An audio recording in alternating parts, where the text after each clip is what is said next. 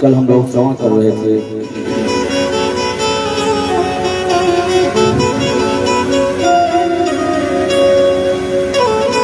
नंद बाबा के घर वसुदेव जी कन्हैया को छोड़ करके गए।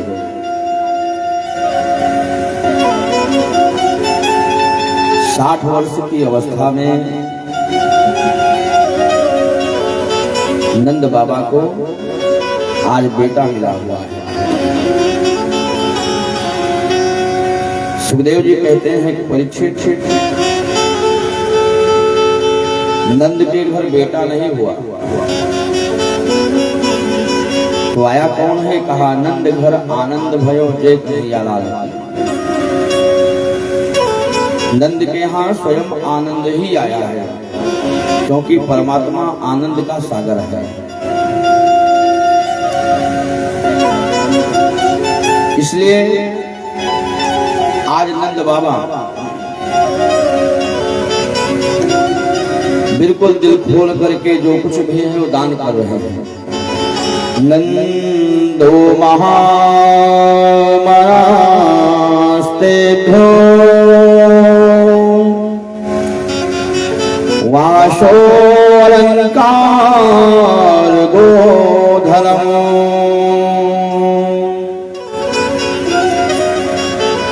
नंद बाबा आज महामना हो करके दिल खोल करके आज दान कर रहे हैं। वस्त्र का, अलंकार का, गोधनम गाय के, आज बछड़ों के सहित गौ माता का दान कर रहे हैं। सवस्सा गौ का दान कर रहे हैं। नंद बाबा के पास 9 लाख गाय हैं और बाबा आज गायों का भी दान दिल खोल करके कर रहे हैं। सुखदेव जी कहते हैं परीक्षित, शूतमागधबन्दिभ्यो यौवन्योपजीविनः।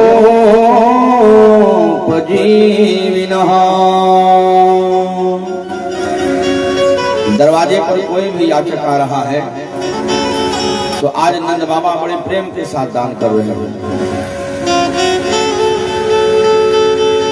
दान ले करके जाने वाले गठरी बांध करके जा रहे हैं। जब आगे बढ़ते हैं तो कोई उधर से आ रहा है, कोई उधर से आ रहा है, तो एक दूसरे से पूछते हैं कि भैया तुमने ये जो गठरी बांधी है इस गठरी में क्या है? तो कहता है कि इस गठरी में हमने जितने भी सामान रखे हैं सारे सामान सब चांदी के हैं।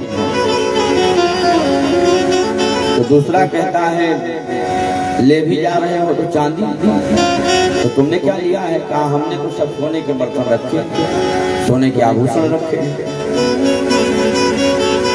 तो उसने चांदी के जो पात्र लिए थे, चांदी के आभूषण लिए थे, वहीं फेंक दिया। जब सोना मिल रहा है दूसरे दरवाजे पर तो उसको लेके जाएंगे, और चांदी को वहीं छोड़ करके सोने के लिए चला गया। और जो सोना लेकर के जा रहा था उसको हीरे जवाहरात वाला मिल गया। भैया ये कहाँ मिल रहा है? कहा 3 नंबर गेट पे मिल रहा है। और सोने के आभूषण आदि को वहीं छोड़ दिया। सुखदेव जी कहते हैं कि परीक्षित, आज उस ब्रज की गलियों में सोने चांदी के आभूषण बिखरे पड़े हैं। देखने से ऐसे लग रहा है साक्षात भगवती लक्ष्मी अपने स्वामी का दर्शन करने के लिए आज ब्रज की गलियों में ताताथैया कर रही है। उत्सव चलता रहा और उस उत्सव के चक्कर में इनकम टैक्स जमा करने की तारीख निकल गई,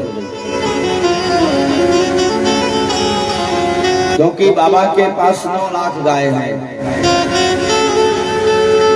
तो जब 9 लाख गाय हैं तो नंद बाबा को कर देना पड़ता है कंस के यहाँ। जैसे आजकल भी अगर धन अधिक हो जाए तो गवर्नमेंट टैक्स लेती है। वैसे नंद बाबा के पास 9 लाख गाय हैं, इसलिए नंद बाबा को कर देना पड़ता है। और जो जमा करने की जो तारीख थी वो बेटे के जन्मोत्सव मनाने में निकल गई। अब वो दिन निकल गया, जैसे ही नंद बाबा को याद आया, नंद बाबा ने ग्वाल बालों से कहा, भैया बड़ा गजब हो गया। कहा क्या हुआ? कहा जो कंस के यहाँ इनकम टैक्स जमा करने की तारीख थी वो तारीख चली गई, और मैं अच्छी तरीके से जानता हूँ कि कंस कैसा है। भाई अगर एक बार अगर राजा सीधा साधा हो तब भी बात समझ में आती है, चलो हाथ जोड़ करके मिन्नत करके कह देंगे महाराज गलती हो गई। लेकिन कंस है बड़ा दुष्ट। अब कहीं ऐसा न हो कि सैनिक भेज दे कहीं खींच करके न ले जाए हमको, क्योंकि समय निकल गया। इसलिए ग्वाल बालों से नंद बाबा ने कहा कि भैया एक काम करना, इस मेरे गोकुल की रक्षा करना, और गोकुल की रक्षा करने के साथ साथ हमारे लाला की रक्षा करना, क्योंकि बुढ़ापे में बेटा मिला हुआ है। और जैसे ही होगा मैं कर चुका करके मैं सीधे भागता हुआ चलाऊंगा, लेकिन मेरे लाला की रक्षा करना। गोपाल गोकुल रक्षाया निरूप्य मथुरां गतः। ग्वाल बालों के सुपुर्द कर दिया और देख करके उनको कहा भैया सुरक्षा करना, हम जा रहे हैं। नंद बाबा कर चुकाने के लिए गए। जैसे ही मथुरा में पहुंचे कंस के दरबार में, कंस का दरबार लगा हुआ था। कंस ने देखा नंद बाबा को, क्यों बाबा ये कर चुकाने में इतनी देर कैसे हो गई? समय तो निकल गया, कहाँ थे? नंद बाबा ने कहा कि महाराज क्षमा करना, गलती हो गई। अब बुढ़ापे में इस उम्र में 60 वर्ष की अवस्था में मुझे छोड़ा हुआ है, और वह छोरे के जन्मोत्सव के चक्कर में एक कर जमा करने की तारीख कब बीत गई मुझे पता नहीं चला। अच्छा तो कब हुआ छोरा? नंद बाबा ने बताया। तो कंस को लगा कि कहीं मेरा काल इसके यहाँ पैदा नहीं हो गया, क्योंकि उस कन्या ने यही कहा था कि तुझे मारने वाला तो कहीं जन्म ले चुका है। लेकिन अपने गले से माला निकाल करके नंद बाबा को दिया। बाबा ये लो, मेरी तरफ से तुम्हारे लाला की बधाई है, कर जमा करवा दो। अब इनकम टैक्स जमा करने के बाद जैसे बाहर निकले नंद बाबा, वैसे वसुदेव जी की नजर पड़ गई। वसुदेव जी ने देखा कि अरे हम तो सुरक्षा के लिए अपने बेटे को इनके घर छोड़ के आए हैं, अरे हमारे बेटे को छोड़ करके मथुरा में घूम रहे हैं, तो हमारे लाला की रक्षा कौन करेगा? वसुदेव जी आए, नंद बाबा से कहा क्यों बाबा, मैंने सुना कि तुमको बेटा हुआ है और तुमने हमको बताया भी नहीं, क्या मुझसे कोई तुम्हारी दुश्मनी है? नंद बाबा ने कहा नहीं वसुदेव, ऐसी कोई बात नहीं है। तो फिर हमें नहीं बताया तुमने कि बेटा हुआ है? नंद बाबा ने कहा कि देखो वसुदेव, मुझे पता है कि तुम्हारी सारी संतानों को इस कंस ने मार दिया।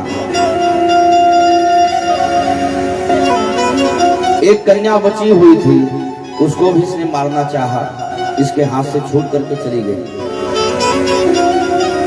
तो जिसके कई संतानें मार दी गई हों, उसके सामने एक बेटे के खुशी को लेकर के हम उसको बताने के लिए जाएं तो उसको पीड़ा होगी, उसको अपने उन बच्चों की याद आएगी जिसको कंस ने मार दिया है। अहो ते देव के पुत्र कंसेन बहो हता एकावशिष्टावर्जा कन्या सापे दिवं गता। मुझे पता है कि तुम्हारे कई बच्चों की हत्या इस दुष्ट ने कर दिया है। बाबा, अगर मैं तुम्हारे पास बताने के लिए आता तो तुम्हें अपने बच्चों की याद आती, और जब बच्चों की याद आती तो तुम्हें दुख होता। इसलिए मैं तुम्हें बताने के लिए नहीं आया। मैं तुम्हारे उन घावों को कुरेदना नहीं चाहता हूं। वसुदेव जी ने कहा कोई बात नहीं, कर चुका चुके। हाँ, कर दे दिया मैंने। तो कहा अगर कर चुका दिए हो तो ज्यादा देर यहाँ रुको मत। क्यों? क्योंकि मुझे पता है कि तुम्हारे उस गोकुल में कोई न कोई घटना घटने वाली है, और तुम जितनी जल्दी हो सके यहाँ से निकल जाओ। अब जैसे ही वसुदेव जी ने नंद बाबा से कहा, तो नंद बाबा ने कहा कि तुम्हें कैसे पता चला? कहा थोड़ा बहुत ज्योतिष जानता हूं, और मेरी गणित बता रही है कि तुम्हारे गोकुल में कोई न कोई घटना घटने वाली है। बाबा जितनी जल्दी हो सके तुम निकल जाओ। अब तो इधर से नंद बाबा मनाते हुए जा रहे हैं, हे हनुमान जी मेरे लाला की रक्षा करियो, हे हनुमान जी मेरे लाला की रक्षा करियो, कछु है न जाए। अब नंद बाबा तो रास्ते में ही रहे, लेकिन इधर कंसेन प्रहिता घोरा पूतना बाल घातिनी। कंस ने पूतना को बुलाया। पूतना का मतलब ही है कि पूतना, जो किसी के पूत को रहने न देते, वही पूतना। कैसी है? कहा कंस की बड़ी चहेती है। कंस इसको अपनी बहन जैसे मानता है, क्योंकि दोनों एक पथ के पथिक हैं। हिंसा कंस को भी प्रिय है और हिंसा पूतना को भी प्रिय है। इसकी पहचान ही है कि पूतना बाल घातनी।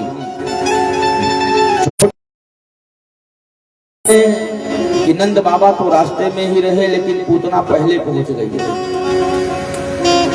और पूतना गई तो उसने देखा कि पूरे ब्रज में केवल एक ही स्वर सुनाई पड़ रहा है, नंद घर आनंद भयो जय कन्हैया लाल की। गोपिकाएं बधाई ले लेकर के चली जा रही थी। इसने देखा तो इसने भी अपना रूप बदल लिया। सुखदेव जी कहते हैं कि कैसे है? वल्गुस्मिता पांग विसर्ग वीक्षिते मनोहर ते बनितां ब्रजौकसाम। ऐसा सुंदर रूप बनाया कि जो ब्रज की गोपिकाएं हैं टकटकी लगा के इसी को देख रही हैं। एक गोपी देखो कितनी सुंदर है, ये कहां से आई होगी? कोई कहता है कहीं स्वर्ग से तो नहीं आई है, और है राक्षसी थी, लेकिन बनी है इतनी सुंदर, ऐसे लग रहा है कि जैसे स्वर्ग से उतर करके आई है। गोपिकाएं देख रही हैं इसी को, ये भी बधाई लेकर के सबके लाइन में लगी है। सुखदेव जी कहते हैं कि परीक्षित, उसके रूप को देखने से ऐसे लगता है असम सताम भोज करेण रूपिणे गोप्यः श्रिया द्रष्टुमिवां गतां पतिम्। ऐसे लग रहा है उसके रूप को देखने से जैसे साक्षात लक्ष्मी जी बैकुंठ छोड़ करके अपने पति का दर्शन करने के लिए आई है। इतना सुंदर रूप बनाया। गोपियों के साथ साथ ये भी चली गई नंद के भवन में, सब बधाइयां दे रही थी। इसने भी कहा बहन जसोदा बधाई हो।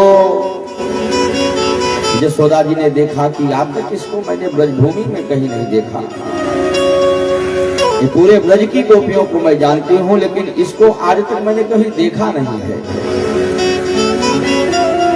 जसोदा जी ने कहा कि हो सकता है किसी के यहाँ कोई रिश्ते में आई हो, सबके साथ बधाई लेकर के आई हो, और मैंने अगर कह दिया कि बहन मैं तुम्हें पहचानती नहीं हूँ तो इसको बड़ा कष्ट होगा। तो देखो हम बधाई लेकर के आई हैं और ये हैं कह रही कि पहचानती नहीं हूँ। तो इसलिए जसोदा जी ने भी कह दिया आओ बहन आओ, बधाई हो, तुमको भी बहुत बहुत बधाई हो, आओ। अब इसने कहा इसका तो मूल उद्देश्य है कि अपने स्तन में कालकूट विष लगा करके भगवान के प्राण लेने के लिए आई है। तो इसको भी लगा कि जब पूरे ब्रजभूमि में यही शब्द सुनाई पड़ रहा है कि नंद घर आनंद भयो जय कन्हैया लाल की, तो नंद के भवन से ही मैं शुभारंभ करूं, पहले यहीं से शुरुआत करूं। और कंस ने कह रखा है कि 1 महीने के अंदर के जितने भी बालक हैं कोई बचने न पाए, पूतना बहन। तो पूतना ने बधाई दी। उसके बाद कहा बहन जसोदा तेरे लाला को देखवे आई हूं, कहाँ है तेरा लाला? जसोदा ने कहा कि बहन वो पालने में लेटा हुआ है, अभी अभी लेटा है, अभी अभी उसको नींद लगी है, देख लो दूर से। पूतना गई तो भगवान ने देखा पूतना को दूर से ही। भगवान ने कहा कि बताओ, मैं ब्रजभूमि में इसलिए आया था कि बढ़िया माखन मिश्री खाऊंगा चल करके। तो माखन मिश्री से तो अभी मुलाकात नहीं हुई और मौसी जी अपने स्तन में कालकूट विष लगा करके प्राण लेने के लिए पहले ही आ गई। तो भगवान ने क्या किया, विपोध्यताम बालक मारिका ग्रहम। भगवान ने देखा कि कौन है, कहा बालकों को मारने के लिए ग्रह है, बालकों के प्राण लेने वाली है। इसलिए भगवान ने क्या किया, कहा चरा चरात्मा सन्मिलिते क्षणः। भगवान ने जैसे ही पूतना को आते हुए अपनी ओर देखा, वैसे ही भगवान ने दोनों आंखें बंद कर ली। आंखों को बंद करने के महापुरुषों ने कई कारण बताए, 2-4 कारण हम लोग देखें। भगवान ने आंखें इसलिए बंद की, पहला कारण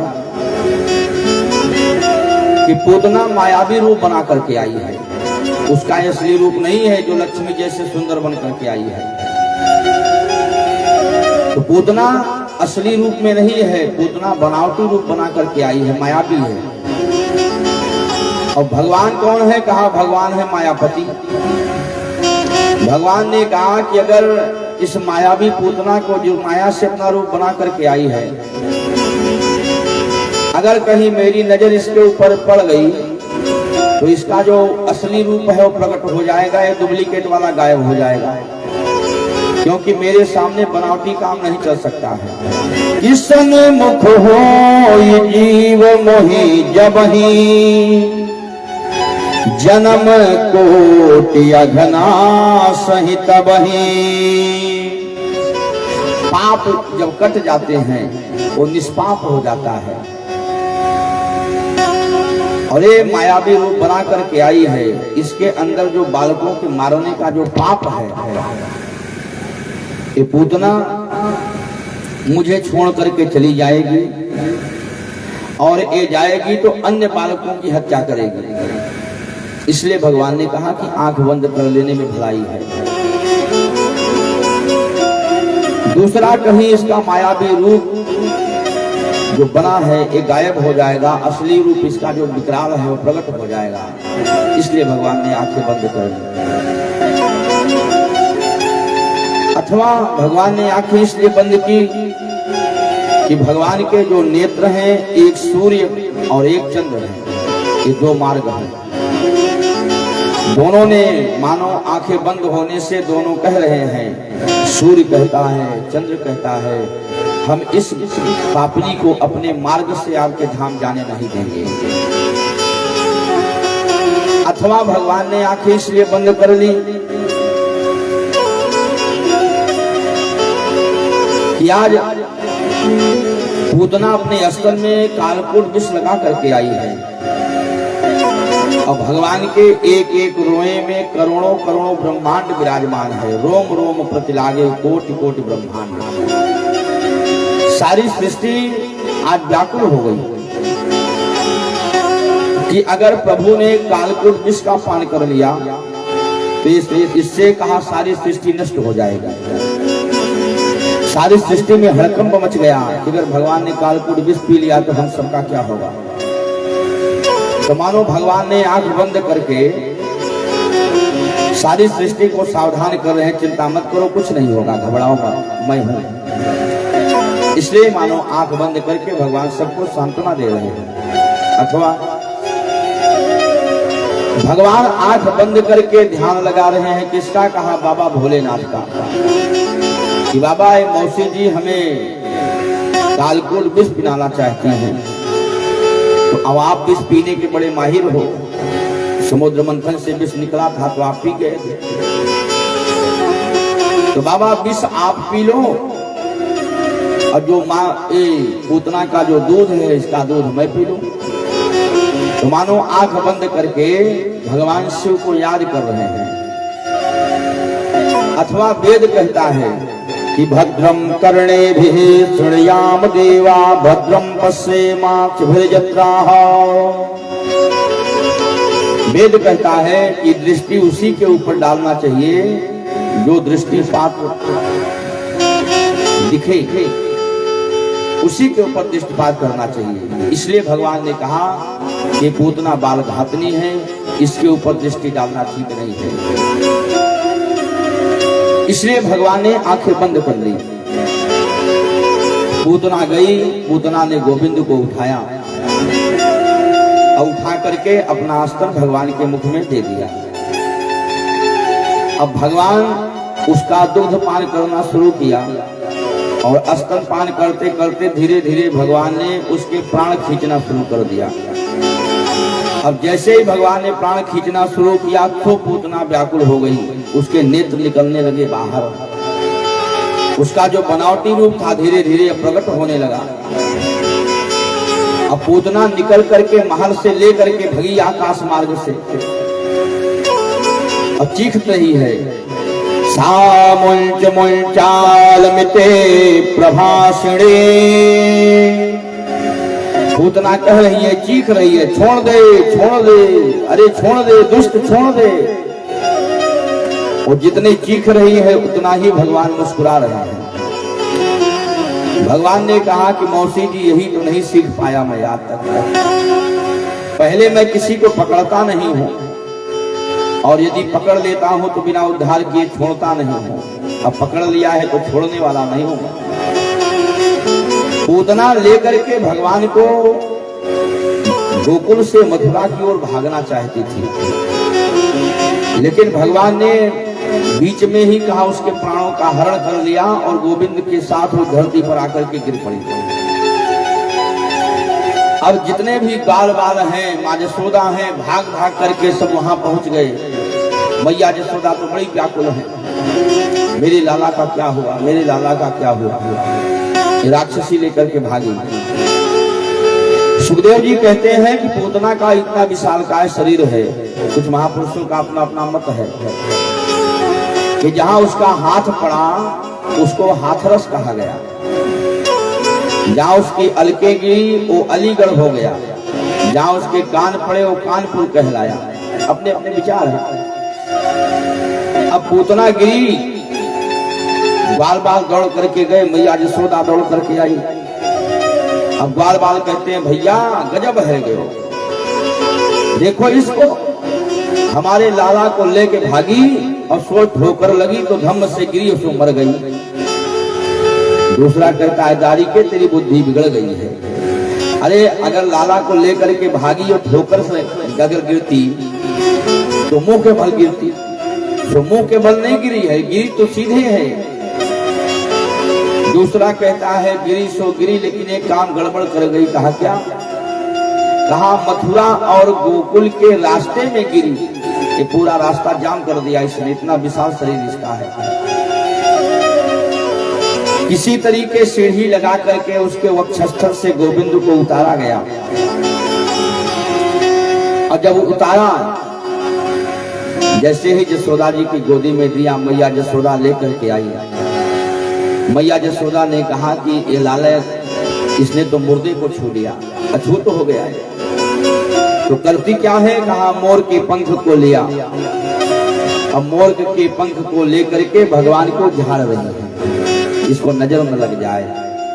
इसने मुर्दे को छू लिया है, कहीं इसके साथ कुछ हो न जाए।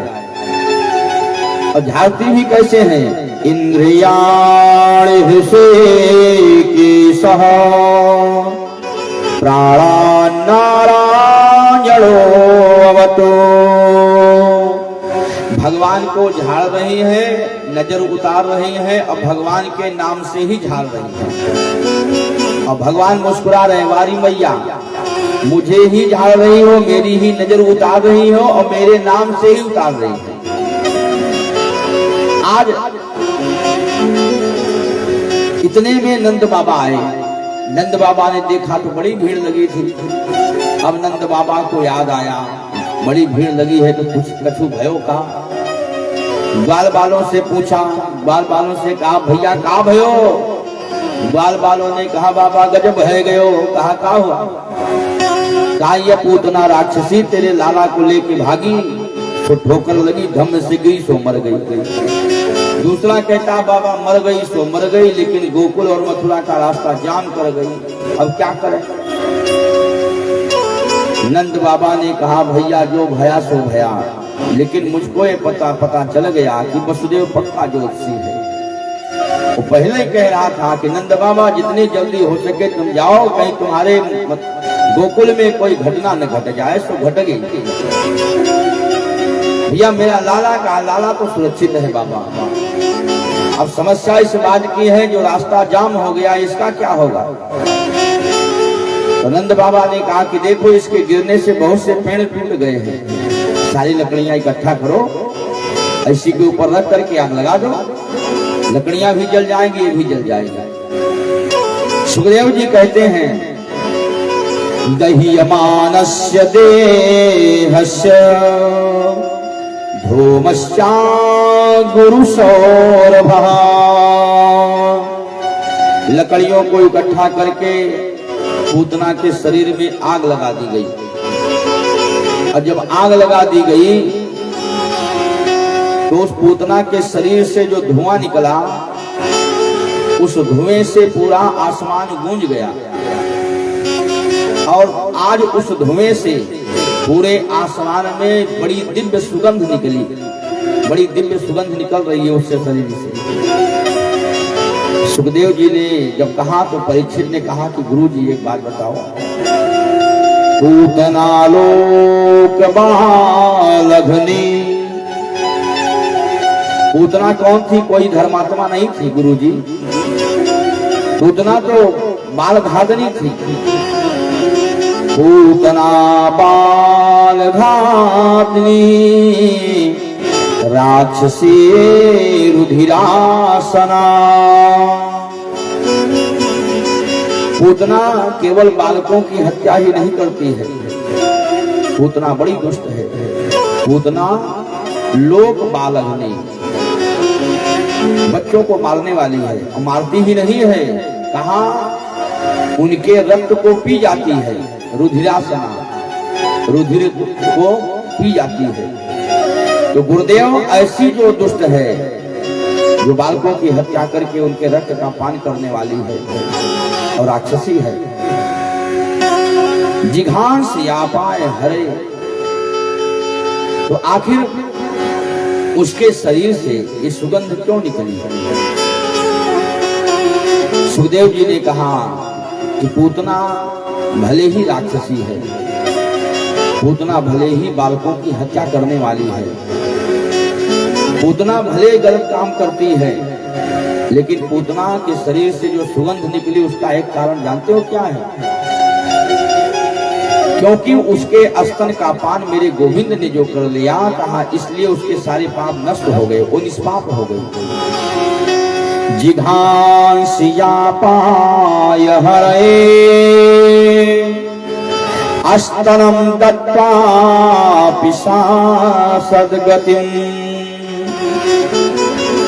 आज गोविंद को उसने अपना स्तन पान कराया।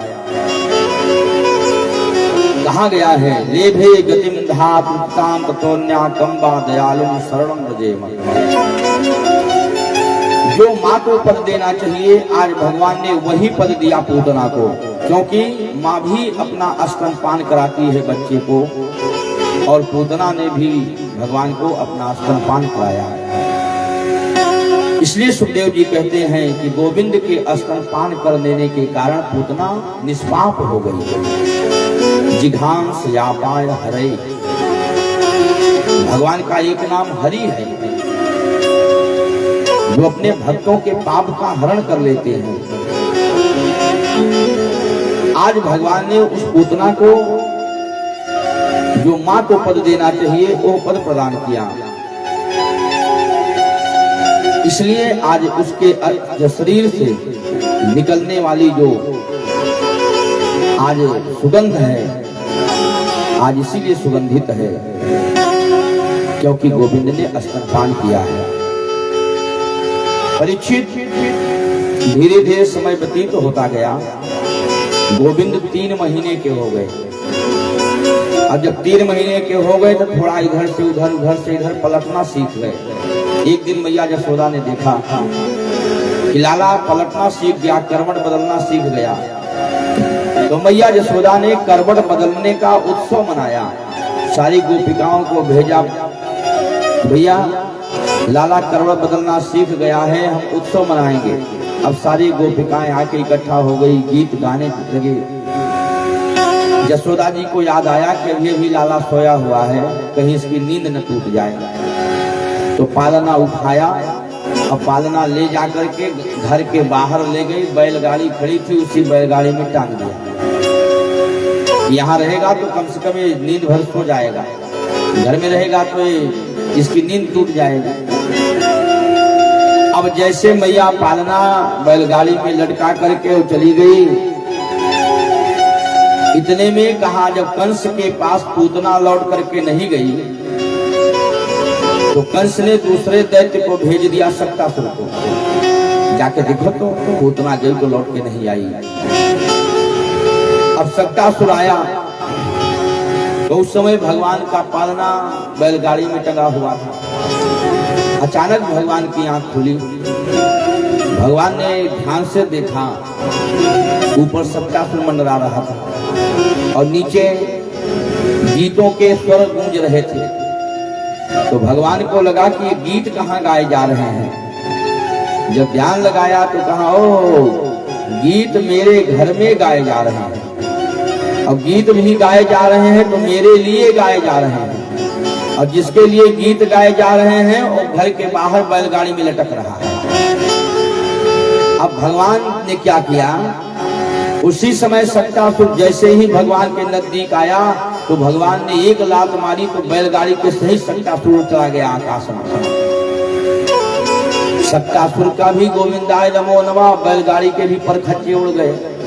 अब इतनी तेज आवाज हुई कि जो गीत गाए जा रहे थे सब गीत गाना बंद हो गया। तो जसोदा जी दौड़ करके आई, देखा तो बैलगाड़ी टूटी पड़ी है।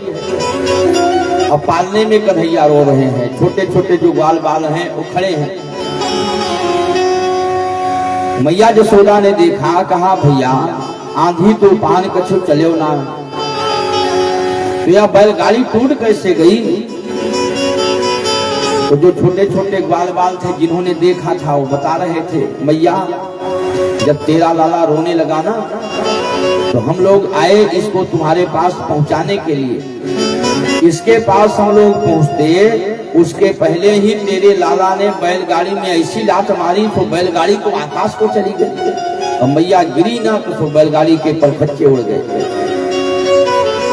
क्योंकि भगवान का जो बल है कौन जान सकता है। जसोदा जी ने तो देखा नहीं है। अब जसोदा जी को लग रहा है कि भाई तो 3 महीने का है। जसोदा जी ने उन ग्वाल बालों को डांट दिया, भाग्या से दाढ़ी के भांग पी के निकले हो। हाँ, 3 महीने का मेरा छोरा, उसने लात मार दी तो बैलगाड़ी टूट गई, भाग्या से। अब डांट दिया, बेचारे छोटे छोटे बच्चे भाग गए। और तो जो देखे थे वही कह रहे थे। मैया ले आई गोदी में, अब लेकर के आई और प्रेम के साथ आंगन में बैठ करके अपना स्तन पान कराने लगी। दूध पिला रही थी, गधैया रो रहे थे तो इसलिए मैया दूध पिला रही थी। अब दूध पिला रही थी, इतने में भगवान की नजर ऊपर गई। तो भगवान ने देखा कि कंस का भेजा हुआ एक दूसरा दैत्य आ गया, जिसका नाम है तृणावर्त। तृणावर्त आया जैसे गर्मी में आपने कभी देखा हो, गर्मी के महीने में वो धूल उड़ाता हुआ ऐसे गोला गोला घूमता है। आज वैसे घूमता घूमता ऊपर आकाश में मंडरा रहा था। अब भगवान मैया की गोदी में दूध पी रहे थे। भगवान की अचानक नजर ऊपर चली गई। भगवान ने कहा, ओहो, मामा जी ने मेरे लिए बढ़िया उड़न खटोला भेजा है। हाँ, बढ़िया उड़ रहा है ऊपर। तो मैया मुझको गोदी में लेकर के बैठी है, दूध पिला रही है। और मामा का भेजा हुआ उड़न खटोला बहुत बढ़िया आया हुआ है, लेकिन बैठो तो कैसे बैठो इस पे। जो मैया गोदी से नीचे उतारे तब कहीं कुछ काम हो। तो भगवान ने क्या किया, अपना वजन बढ़ाना शुरू कर दिया। आज जैसे ही वजन बढ़ाया तो जसोदा जी को थोड़ा आश्चर्य हुआ। भूमौ निधायतम गोपी विस्मिता भार पीड़िता। जसोदा जी को थोड़ा भार महसूस हुआ, वजन लगे। भगवान ने वजन बढ़ा लिया अपना। और आज जैसे ही भगवान ने वजन बढ़ाया तो भूमौ निधायतम गोपी, जसोदा जी ने जमीन पे बैठा दिया भगवान को। जसोदा जी को लगा कि हमने इसको लगता है दूध ज्यादा पिला दिया, इसका वजन बढ़ गया। विस्मित है कि 3 महीने के बच्चे का इतना वजन नहीं होता जितना इसका वजन हो रहा है। विस्मित तो है, लेकिन उसके बावजूद भी कहा अपने गोदी से नीचे उतार दिया। क्यों? क्योंकि भार पीड़िता, भार इतना हो गया भगवान का कि अब मैया को भारी लगने लगा कन्हैया। नीचे उतार दिया। अब नीचे उतार करके मैया अपने काम में लग गई। इतने में वो आया तृणावर्त और लेकर के इनको आकाश मार्ग में चला गया।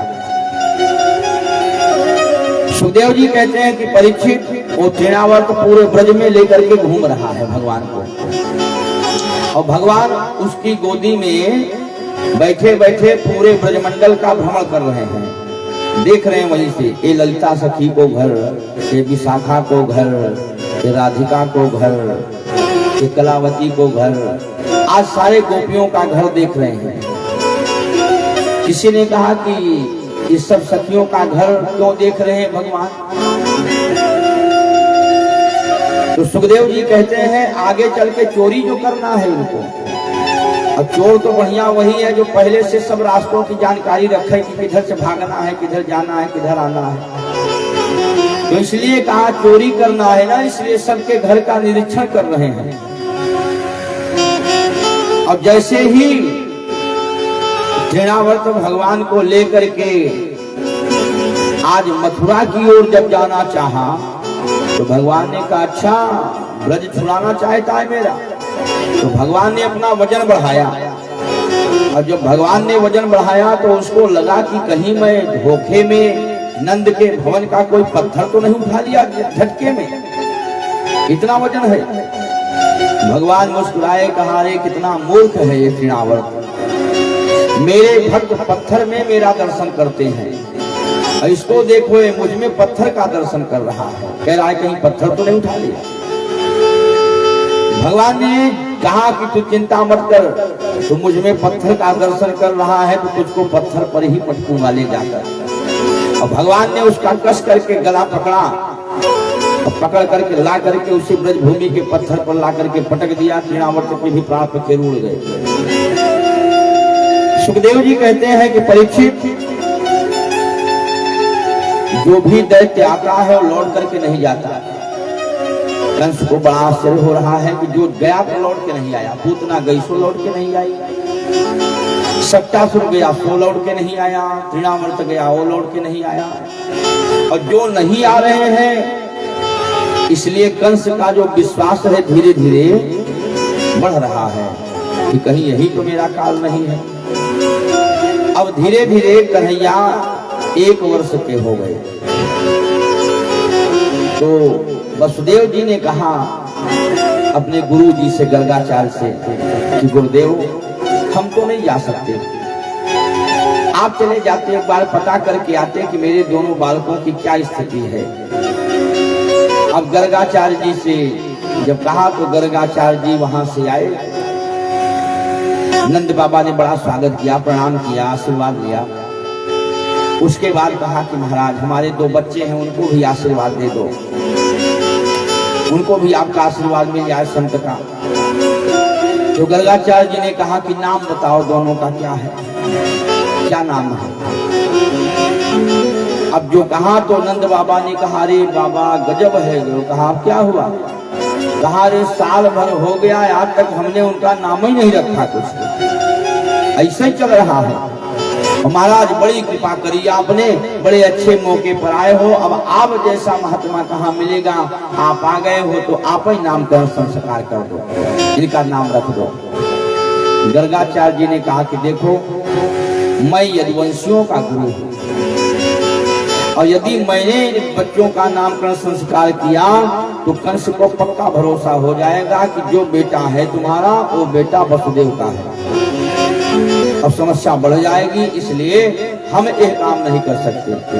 क्योंकि तुम नामकरण संस्कार कोई भी काम करोगे, उत्सव करोगे और उत्सव होगा तो कंस को तुरंत जानकारी हो जाएगी, उसके गुप्तचर फैले हुए हैं, ये काम नहीं हो सकता। तो नंद बाबा ने कहा कि महाराज अब आप जैसा महात्मा कहाँ मिलेगा, आप जैसे भी हो मेरे बच्चों का नाम रख करके तब जाइए। तो ठीक है, गौशाला में व्यवस्था कराओ। अब गौशाला में व्यवस्था होने लगी, इतने में नंद बाबा आए, यशोदा जी को आवाज लगाई, अरे ओ भाग्यवान। यशोदा जी ने कहा हाँ बताइए। सारे बहुत बढ़िया विद्वान आए हैं, बड़े पक्के ज्योतिषी हैं, बड़े पक्के ज्ञानी हैं और अपने लाला का नामकरण संस्कार करवा लेते हैं। यशोदा जी को लगा कि कोई भी इनको मिल जाता है तो सब इनको ज्ञानी दिखाई पड़ते हैं। ठीक है चलो कोई बात नहीं, आ रही हूँ लाला को लेकर। यशोदा जी ने रोहिणी से कहा, जो वसुदेव जी की दूसरी पत्नी है जिससे बलराम पैदा हुए। यशोदा जी ने कहा कि बहन रोहिणी, ये हमारे नंद बाबा हैं, बड़े भोरे हैं, इनको कोई भी मिल जाता है ना तो इनको सब ज्ञानी ही ज्ञानी नजर आते हैं, सब कहते हैं कि सब ज्ञानी हैं। अब कोई महात्मा आया है, उसको लेकर के आए हैं, बोल रहे बहुत ज्ञानी है, नामकरण संस्कार कर दें। तो एक काम करो, कहा क्या? कहा उस बाबा की परीक्षा लेना है। कैसे लोगी? का एक काम करो, मेरे लाला को तुम ले लो, तेरे लाला को मैं ले लूं, अगर ज्ञानी होंगे तो पहचान जाएंगे। ठीक है। अब बलराम को ले लिया यशोदा जी ने और रोहिणी ने कन्हैया को ले लिया। अब जैसे ही गौशाला में दोनों लेकर के गई, अब नंद बाबा बैठे हुए थे, यशोदा रोहिणी बालकों को लेकर के गई। गर्गाचार्य जी नामकरण संस्कार करने के लिए बैठे थे। अचानक गर्गाचार्य जी की आंखें भगवान से मिल गई, आंखों से आंखों का मिलन हुआ।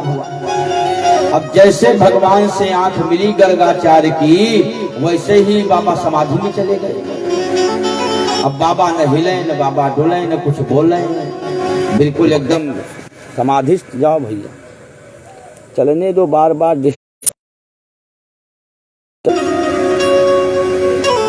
गर्गाचार्य जी समाधिस्थ हो गए। अब ना तो बाबा हिले न बाबा डुले।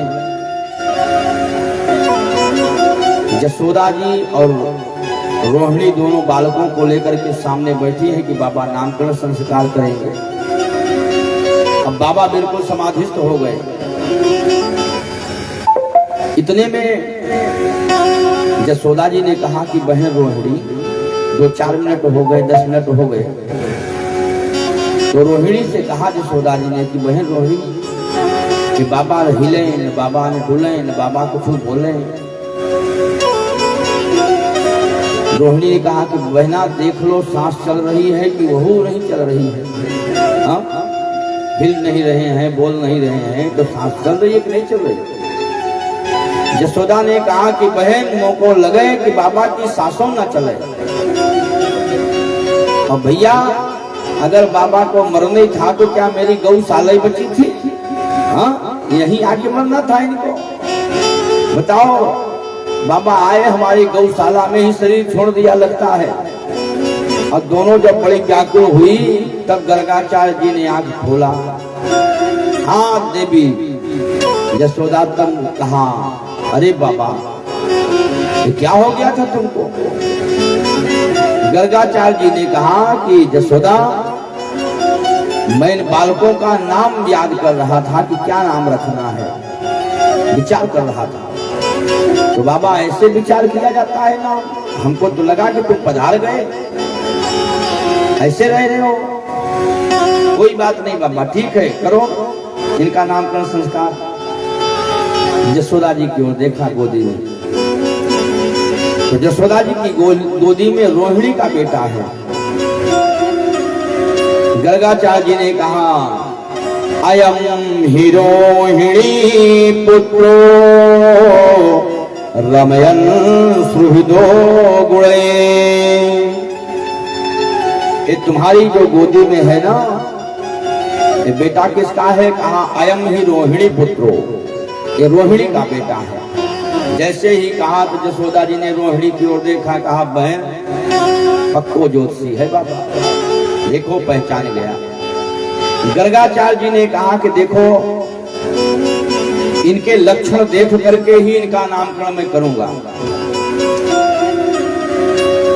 ये जो बालक है ना, बड़ा अधिकार बलम विद हो, इसके पास बल बहुत अधिक होगा, इसलिए इसका नाम होगा बलराम। और यही नहीं, जब यदुकुल में कभी यादवों में आपस में कोई मतभेद होगा तो उस समय कहा जब एक दूसरे से लोग दूर हो जाएंगे तो उन सबको इकट्ठा करने का एक काम करेगा, सबको इकट्ठा कर देगा। इसलिए इसका एक नाम संकर्षण होगा।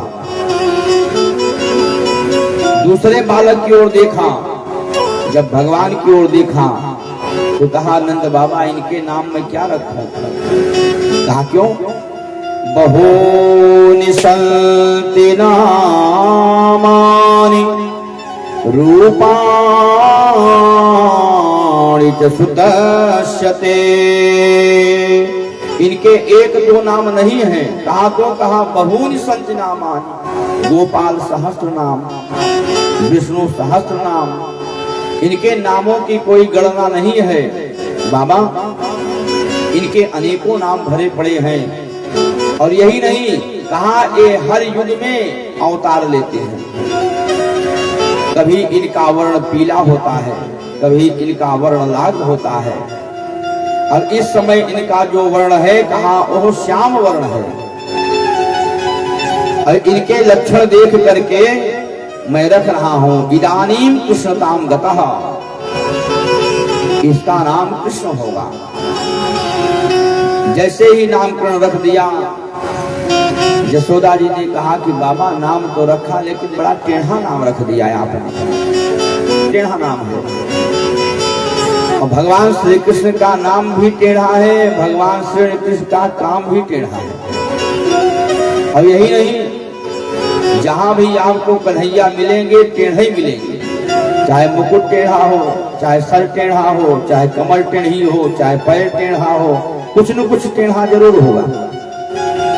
और राम जी हमारे, राम जी का नाम भी सीधा, राम जी का काम भी सीधा, और राम जी जहां मिलेंगे वहां राम जी सीधे मिलेंगे। ये फर्क है दोनों का, है दोनों एक, दोनों में कोई अंतर नहीं है। राम कृष्ण दो एक हैं, अंतर नहीं निमेष, और इनके नयन गंभीर हैं, इनके चपल विशेष। एक मर्यादा पुरुषोत्तम है, एक पुष्ट पुरुषोत्तम है।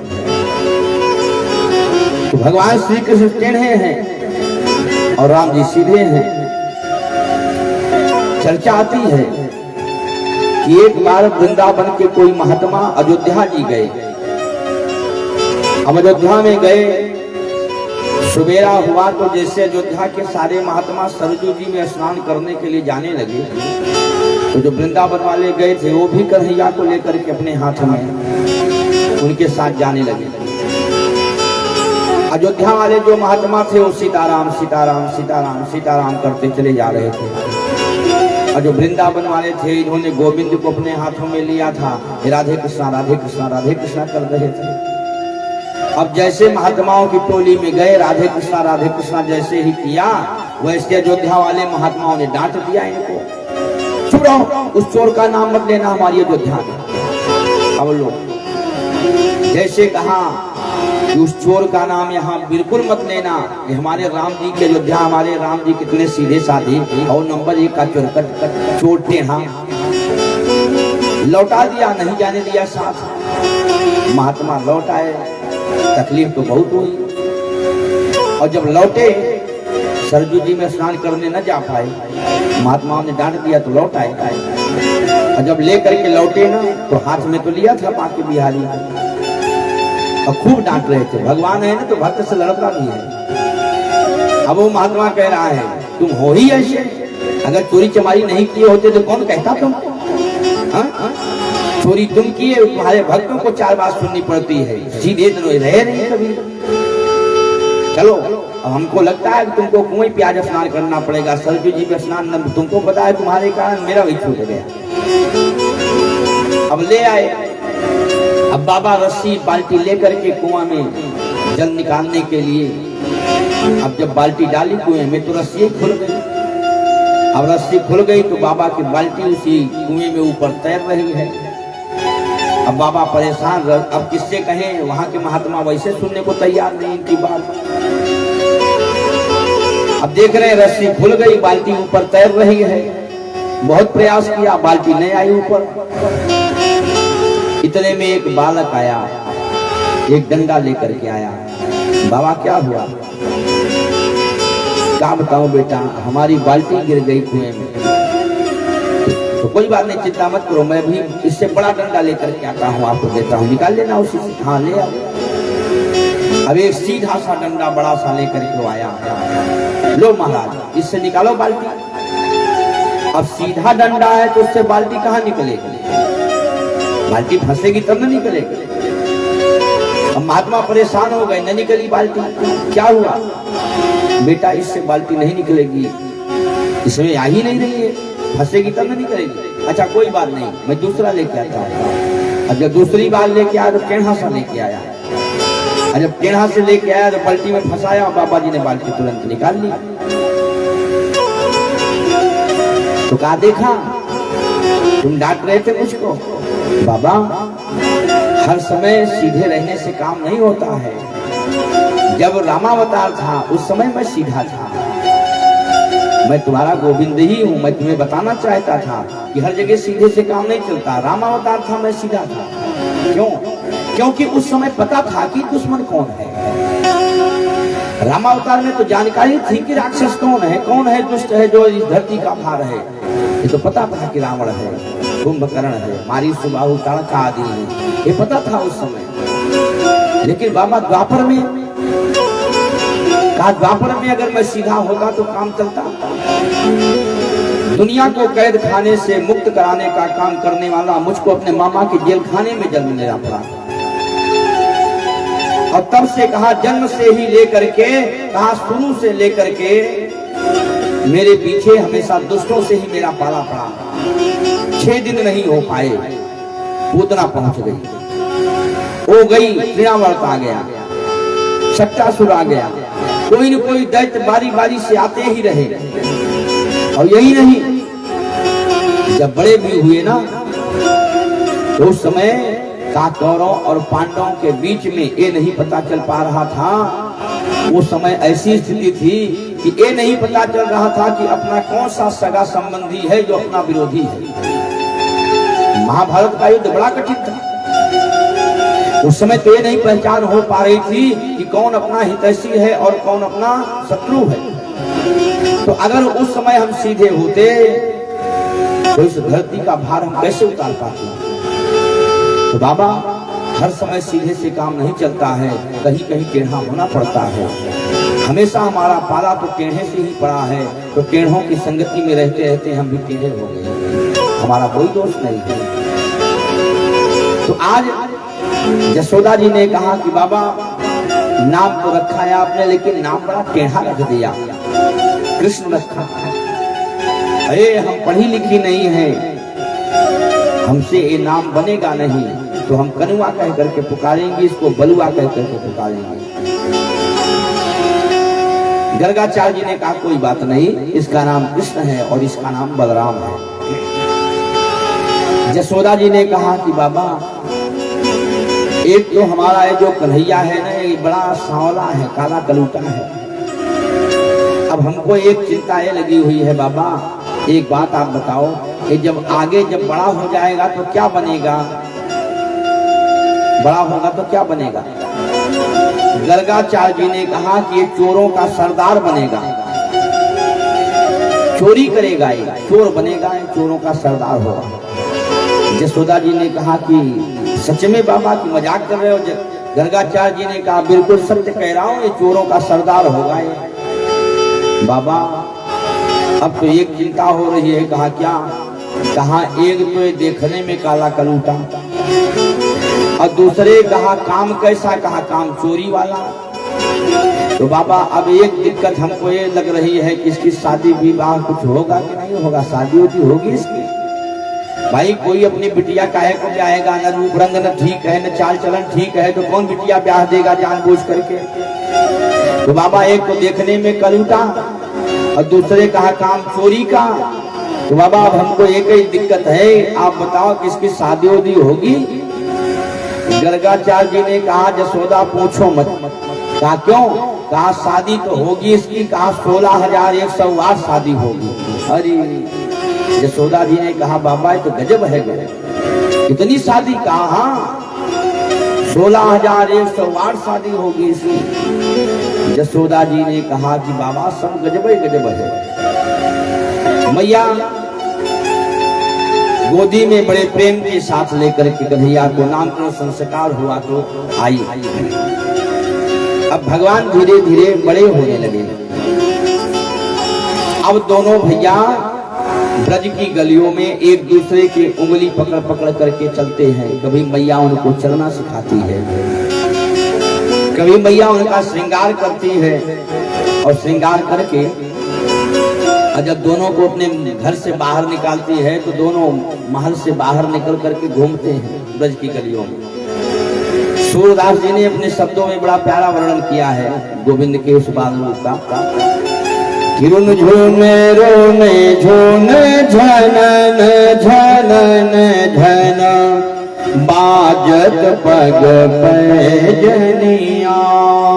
आज जो पाँव में मैया ने पाये पहना रखी है, जब गोविंद जब गलियों से गुजरते हैं ना तो पाँव के पायजेब के घुंघरू बजते हैं धीरे धीरे। किरुन झूने रोने झूने झनन झनन झन बाजत पग पैजनिया। रुन झूने रोने झूने झनन झनन झन बाजत पग पैजनिया। अरे मातु यशोदा चलन सिखावे, मातु यशोदा चलन सिखावे, अंगुली पकड़ गोधनिया,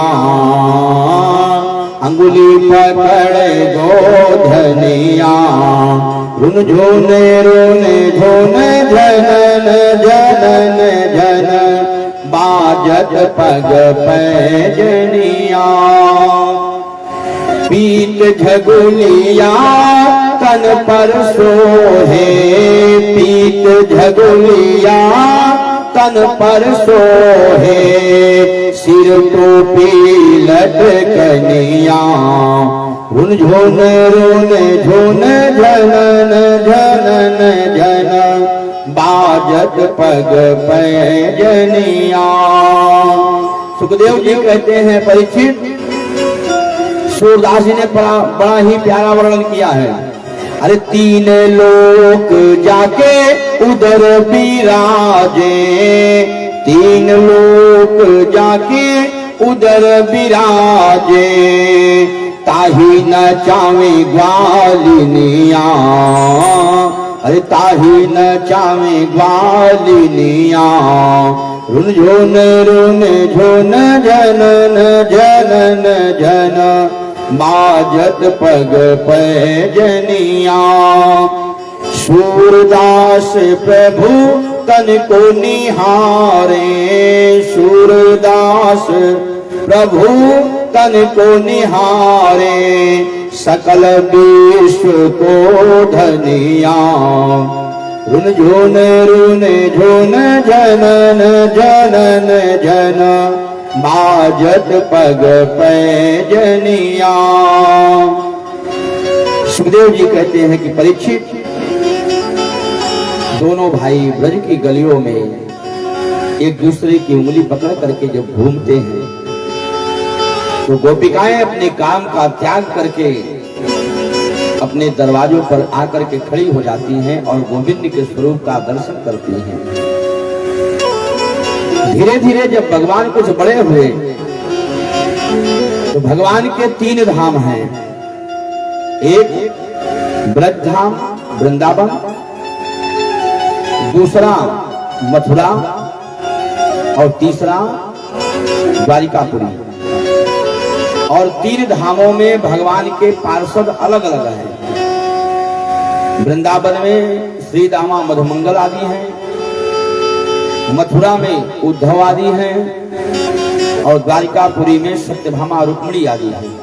तीन धाम और तीनों जगह के पार्षद अलग अलग हैं। तो आज जब भगवान थोड़ा जब बड़े हुए तो ग्वाल मंडली तैयार किया, श्री दामा मधुमंगल आदि ग्वाल बालों की बड़ी लंबी टोली तैयार की भगवान ने। तो भगवान ने ग्वाल बालों से कहा, भैया कहा हम लोग एक नया खेल खेलेंगे। ग्वाल बालों ने कहा कि वो कौन सा खेल है? तो भगवान ने कहा कि चोरी का। अब जो ग्वाल बाल थे साहबदारी के, बड़ो बाप को बड़ो बेटा, काहे की चोरी करोगे? भगवान ने कहा कि चोरी किसी धन की थोड़ी करना है। कहा चोरी करेंगे, माखन की चोरी करेंगे। ग्वाल बालों ने कहा, भैया तेरे बाबा के पास तो 9 लाख गैया हैं, वह 9 लाख गैया जिसके पास हो और माखन की चोरी किसी दूसरे के घर करे, बाप तो ठीक नहीं है लाला। माखन की चोरी करना है तो ठीक नहीं है चोरी करना। भगवान ने कहा अपने लिए थोड़ी करना है। कहा ये देखो श्री दामा को देखो, ये मधुमंगल को देखो, ये बेचारे कितने दुबले पतले हैं। अरे थोड़ा खाएंगे तो मोटे ताजे होंगे, थोड़ा शरीर तो ठीक होगी। ग्वाल बालों ने कहा भैया अगर चोरी करे पकड़े गए तो? भगवान ने कहा एक काम करो। कहा क्या? कहा पहले अपने अपने घर चोरी करो, वहीं से आदत डालो और उसके बाद चोरी करके फिर कल यहीं आना, इकट्ठा होना, जिसके ऊपर जो पड़ेगी वो बताना। अब भगवान ने बढ़िया मंडली तैयार कर लिया, बाल विद्या चौल प्रसार मंडल उसके अध्यक्ष हो गए।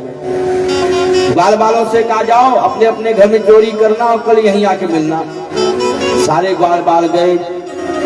अब दूसरे दिन जब इकट्ठा हुए तो कुछ उसमें चोरी करने में कुछ तो सफल हुए अब कुछ पकड़े गए तो पिटे। अब जो पिटे तो उन्होंने तो पहले हाथ खड़ा कर दिया, भैया मेरे बस की बात नहीं है। पहले ही दिन गए थे चोरी करने, तो पकड़े गए, इतनी मार पड़ी है तो हम जान रहे हैं। भगवान ने कहा कि डारी के एक ही बार पीटे गए तो एक ही बार में हिम्मत हार गए, ऐसे चोरी करोगे? ग्वाल वालों ने कहा कि ये खेल खेलना कोई बहुत जरूरी है। भगवान ने कहा बिल्कुल जरूरी है, हम एक साथ सब चलेंगे। कहाँ चलोगे? कहा जिसके घर चलेंगे एक ही साथ चलेंगे। अब धीरे धीरे भगवान की शिकायतें आना शुरू हो गई। एक बार गोपिकाएं इकट्ठा होकर के जसोदा जी के पास शिकायत करने के लिए पहुंच गई। गोपियों ने आवाज दिया, बहन जसोदा। जसोदा जी बाहर निकल के आई, आओ आओ बहन आओ, बैठो बैठो। कैसे आई? गोपियों ने कहा हम तेरे यहाँ बैठने को नहीं आई हैं। कहा तो? कहा तेरे लाला की शिकायत लेकर के आई है। अरे बहन सब लोग, हाँ सब परेशान हो गई है तुझसे। जसोदा को लगाए छोटा सा कन्हैया, इससे सब परेशान हो गए। क्या किया इसने? गोपियों ने कहा कि हम एक एक करके बताएंगे। बताओ बहना क्या हुआ? एक गोपी ने कहा कि बहन वत्सान मुंचत, जानते हो क्या करता है? जो गाय दूध देती है ना, ये बछड़ों की रस्सी छोड़ देता है। जसोदा ने कहा ये काम तो यहाँ भी करता है। ये तुम्हारे यहाँ नहीं करता, हमारे यहाँ भी करता है। जब मैं गाय दोहने के लिए जब जाती हूँ तो मुझसे आगे दौड़ करके जाता है और बछड़े को छोड़ देता है। गोपी ने कहा अगर गाय दोहने के समय जाए, उस समय बछड़े को रस्सी छोड़े तब तो अच्छा ही है, लेकिन उस समय नहीं। कहा तो वत्सान मुंचत क्वचित समय, दुहने का समय नहीं रहता है, उसके पहले ही छोड़ देता है। अब बछड़े दूध पी जाते हैं और जब गाय दोहने के लिए जाती हैं तो उनके पास दूध रहता नहीं है, तो इधर से उधर भागती हैं, एक बूंद दूध पाती नहीं हम सब। तो बछड़ों को छोड़ता है, लेकिन कब? कहा क्वचित समय, समय के पहले छोड़ देता है। यही तो भगवान सुखदेव जी कहते हैं परीक्षित, यही तो गोविंद की विशेषता है। ये जीव रूपी बछड़े के अगर भगवान कर्म देखेंगे तो इस बंधन से कैसे छूटेगा? भगवान को जब दया आती है ना, तो भगवान समय के पहले ही इस जीव रूपी बछड़े को भगवान मुक्ति प्रदान कर देते हैं, मुक्त कर देते हैं। ये भगवान की विशेषता है। तो गोपी कहती है कि समय के पहले बछड़े को छोड़ देता है, दूध पी जाता है। तो जसोदा जी ने कहा बहन एक काम किया करो। कहा क्या? कहा थोड़ा डांट दिया करो, जैसे मेरा छोरा वैसे तुम्हारा, थोड़ा डांट दिया करो। तो गोपी ने कहा कि को क्रोध संजात हासहा, जब इसकी ओर क्रोध करके डांटने के लिए जब जाती है ना, तो ये मुस्कुरा देता है। और इसकी मुस्कुराहट में पता नहीं कौन सा जादू है, ये मुस्कुराता है तो क्रोध ही गायब हो जाता है। भले क्रोध करके जाओ डांटने के लिए, लेकिन क्रोध गायब हो जाता है इसकी मुस्कुराहट देख करके। एक दूसरी गोपी ने कहा अरे बहन जसोदा, इनके साथ तो इतना ही हुआ है, मेरे साथ तो गजबई कर दिया। कहा क्या किया? कहा मेरे सारे माखन के मटके रखे हुए थे आंगन में, और एक ग्वाल वालों की मंडली लेकर के गया और माखन भी खा गया और मटके भी तोड़ दिए। अब बताओ बहना, अब मटके रोज कहाँ ढूंढने जाऊं मैं? सारे मटके तोड़ दिए। जसोदा जी ने कहा कि बहन कोई बात नहीं है, मटके मुझसे ले लो, और क्या बताओ, और माखन ले लो जितना खाया हो, लेकिन एक काम करो, थोड़ा मटके को छुपा करके रख दिया करो ना, इसकी नजर से दूर रहे। अब बालक है तो क्या करो? एक गोपी ने कहा बहन जसोदा मैंने तो बिल्कुल अंधेरे में रखा था।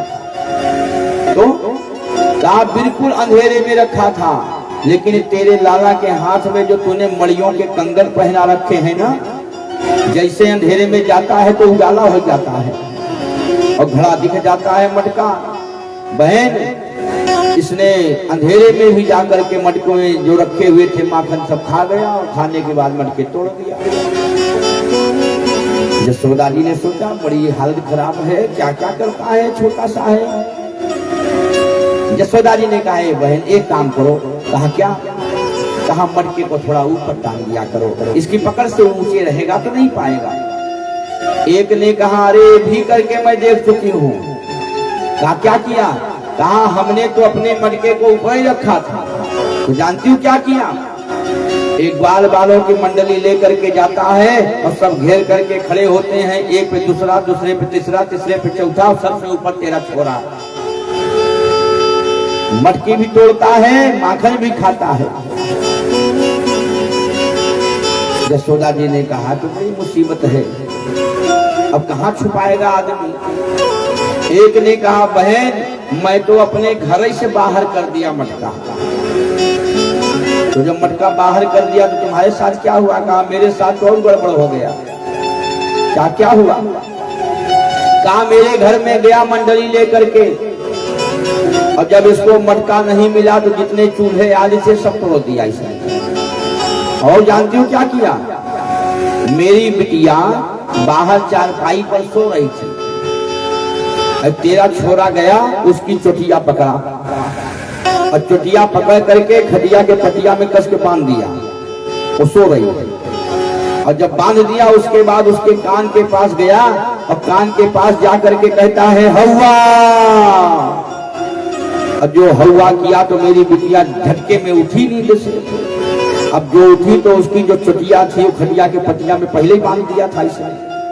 अब जो उठी उसका बाल खींचा और जब उसको दर्द हुआ अब वो तो चीखी अरे मैया दौड़ हवा आया। तो मैंने सोचा कि ब्रजभूमि में कौन सी नई बीमारी हुआ है। और जो बहना मैं बाहर निकल करके आई ना तो देखा है तेरा छोरा भागता नजर आया मुझको। मैं समझ गई कि यही हुआ है। यशोदा जी ने कहा क्या करूं, कुछ समझ में नहीं आता है।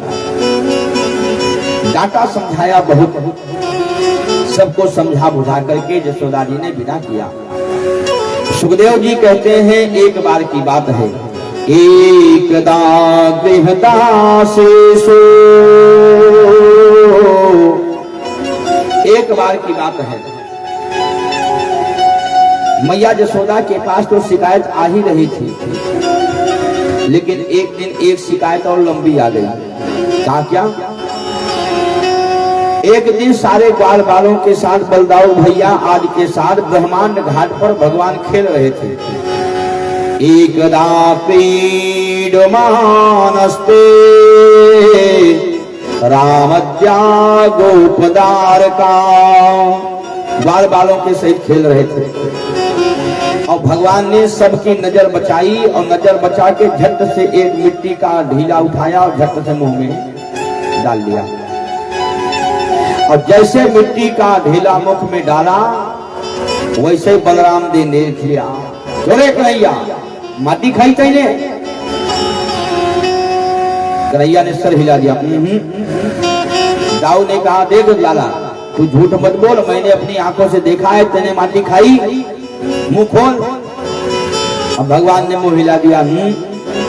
इतने में एक ग्वाला दौड़ करके पहुंच गया यशोदा जी के पास। मैया गजब है गयो। मैया ने कहा आप का भयो, अब कौन सा नया खेला किया इसने? अरे मैया तेरे लाला ने आज माटी खाई। मैया ने कहा अभी तक तो लाला माखन मिश्री खाता था, अब बाबा माटी भी खाने लगा है। अगर इसको अब अगर दंड नहीं